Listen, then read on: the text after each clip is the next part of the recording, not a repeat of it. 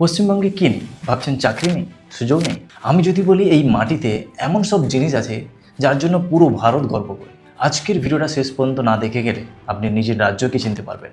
এই সেই মাটি যেখানে মানুষ শুধু বাঁচে না, স্বপ্ন দেখে।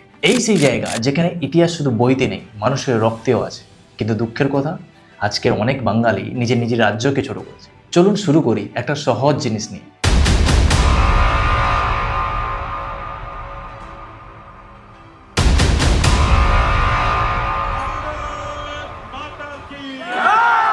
পশ্চিমবঙ্গে কি নেই?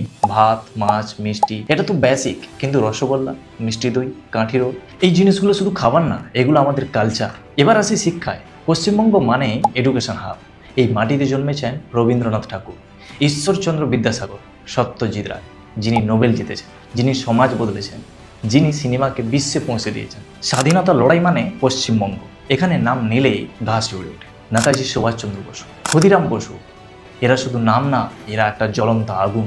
সংস্কৃতি, পশ্চিমবঙ্গ মানেই দুর্গাপুজো। এটা শুধু পুজো না, এটা ইমোশন, এটা ইউনিটি, এটা আইডেন্টি। পুরো পৃথিবী দেখে বাঙালির উৎসব। আজকের দিনেও পশ্চিমবঙ্গে থেমে নেই সৌরভ গাঙ্গুলি, মিঠুন চক্রবর্তী। খেলাধুলা থেকে সিনেমা, সব জায়গায় বাঙালির নাম। তাহলে সমস্যা কোথায়?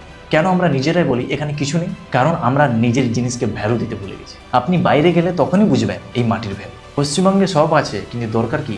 Mindset, change, self respect, unity. যখন বাঙালি নিজের ভ্যালু বুঝবে, তখন কেউ আটকাতে পারবে না।